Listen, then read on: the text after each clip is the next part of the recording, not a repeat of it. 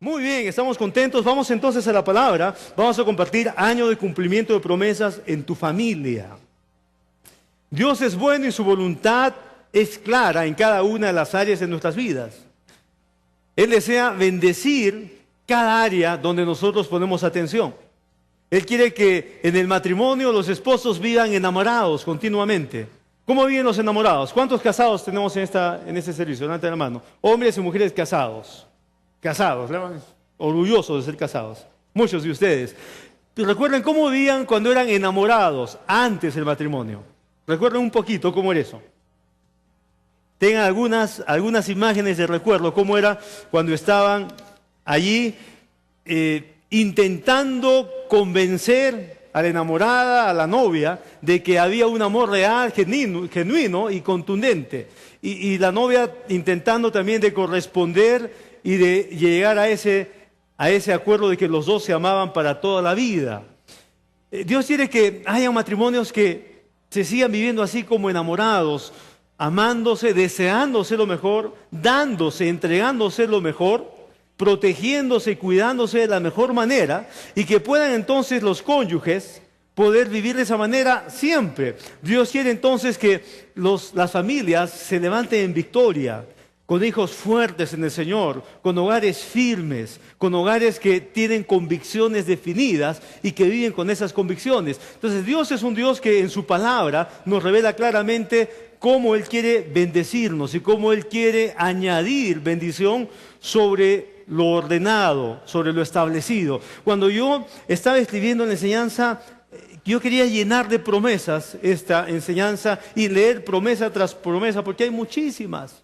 En la vida hay muchísimas promesas de bendición. En el Salmo 127 y Salmo 128 completos, dice: si el Señor no edificare la casa, en vano trabajan los que la edifican.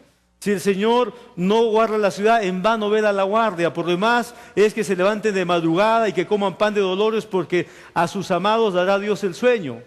Sigue diciendo: cosa de estímese el fruto del vientre, como saetas en mano del valiente, así son los hijos habidos en la juventud. Y en el Salmo 127 sigue hablando de la bendición de Dios en el hogar, en la familia, en la casa, la bendición de Dios en el hombre y la mujer como pareja, la bendición de Dios traspasándose a los hijos y la vida de los hijos. Y en el Salmo 128 sigue hablando el Señor de bendiciones, que la familia va a ser entonces establecida, honrada, reconocida en la sociedad, y que la mujer va a ser una mujer que va a tener honor, dignidad, y el hombre va a tener respeto, y que los hijos van a tener éxito, y aún los nietos, dice el Salmo 128, van a ser vistos dentro de esta bendición. Entonces, en esos capítulos, pero en muchos otros, en el Antiguo y Nuevo Testamento, Dios habla directamente de bendecir el matrimonio, de bendecir la familia.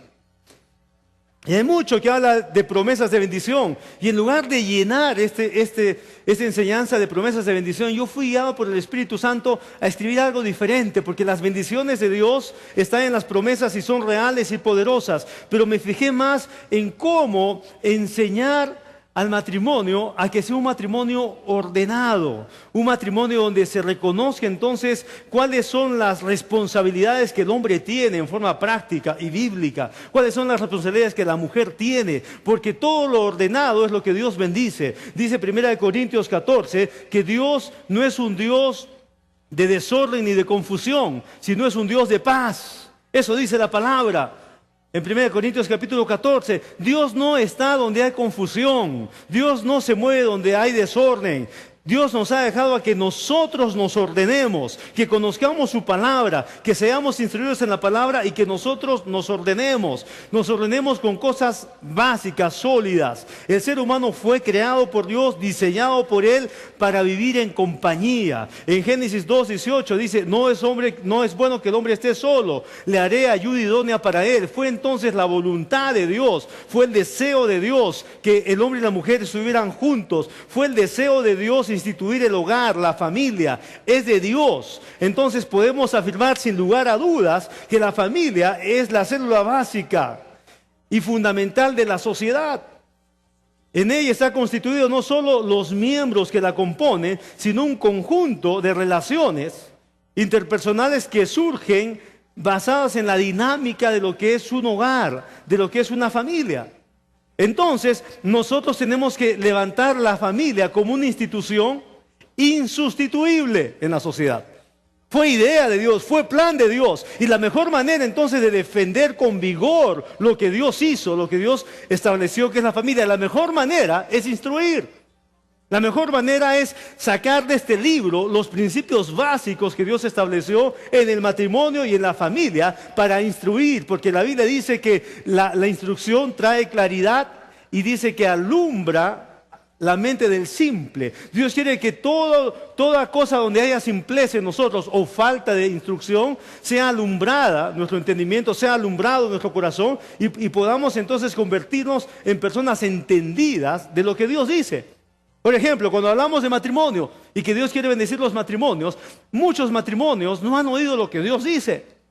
Cuando la Biblia habla de matrimonio, habla de pacto. Y pacto es un término muy sencillo, contundente y claro en la Biblia. Es muy diferente a contrato. La mayoría de personas entonces se casan y conforman una pareja, un matrimonio, basados en un contrato. Tienen un concepto, por un lado, de amor, de romanticismo, de decisión de vivir para toda la vida, pero por otro lado tienen un concepto, vamos al matrimonio y vamos a tener entonces un contrato y vamos a vivir de la mejor manera que podamos, vamos a hacer lo mejor de nuestro matrimonio. Pero la Biblia habla de pacto.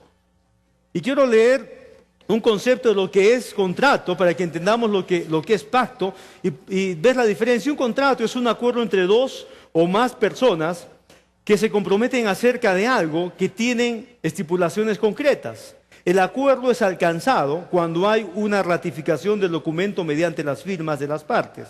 De esta manera, los interesados vienen a estar ligados a las estipulaciones del contrato. Los contratos civiles de matrimonio, después de algún tiempo, en algunos casos, se rescinden, se anulan y se pone un divorcio entonces, porque las dos partes tienen el mismo deseo, hay un acuerdo mutuo, o porque una de las partes sencillamente no quiere seguir. Pero un pacto, como la Biblia llama al matrimonio, es diferente. Un pacto incluye el contrato, incluye la parte formal y legal del contrato, pero aparte del contrato, el pacto requiere una condición de relación entre las partes. En un contrato no necesariamente las partes necesitan conocerse y tener una relación. En un contrato, por ejemplo, de negocio, sencillamente se ve que el negocio puede funcionar y dicen, firmamos el contrato porque vamos a tener un buen resultado. Y muchas personas ven así el matrimonio y dicen, nos amamos y nos va a ir bien, entonces vamos al matrimonio y firman el contrato. Por eso es que el índice de divorcios sigue en crecimiento. Porque muchas personas no han entendido el concepto de Dios. En el concepto de Dios el matrimonio es un pacto. Y un contrato se hace delante de personas e instituciones. Y un contrato se puede anular o rescindir. Pero un pacto se hace delante de Dios y con Dios. Y según la Biblia, un pacto no se puede anular ni rescindir. Es para siempre. Así que el matrimonio visto en la Biblia es para siempre. Ustedes dirán, pero pastor, la Biblia habla de divorcio. Por supuesto que habla. Pero es en el tiempo de Moisés y cuando le preguntaron a Jesús, porque Jesús habló del matrimonio de acuerdo al pacto, al concepto eterno. Y cuando le dijeron entonces los escribas, pero ¿qué del divorcio que fue establecido por Moisés? Jesús respondió y dijo, el divorcio vino por la dureza del corazón de los hombres. Eso incluía al hombre y a la mujer, no solamente al hombre, pero habló como responsabilidad de los hombres, del hombre y la mujer, por la dureza del corazón. Por la dureza del corazón entonces, y estar alejados de Dios, vinieron los adulterios. Por la dureza del corazón y estar alejados de Dios, vino el pecado. Por la dureza del corazón vinieron cosas que no eran el plan de Dios, porque si fueran el plan de Dios, si hubiera sido el divorcio una alternativa de Dios, hubiera dicho, bueno, deje el hombre a su padre y a su madre y se una a su mujer, serán una sola carne, y si no les va bien, entonces hay un divorcio. No salió de Dios así. Dios dijo, serán una sola carne y serán para siempre uno. Dios los bendijo para que sean uno para siempre. Mucho tiempo después, por el pecado y la dureza del corazón de las personas, es que vino la alternativa del divorcio. No fue el plan de Dios eso, no fue desde el inicio, no fue idea de Dios. Lo que fue idea de Dios fue el matrimonio. Lo que fue idea de Dios fue la familia. ¿Por qué?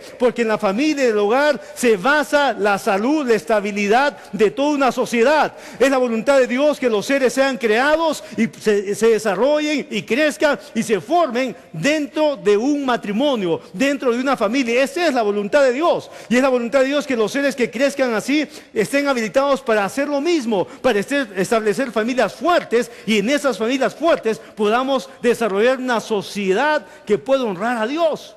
Sin embargo, se ve en naciones que el divorcio pasa el 50%.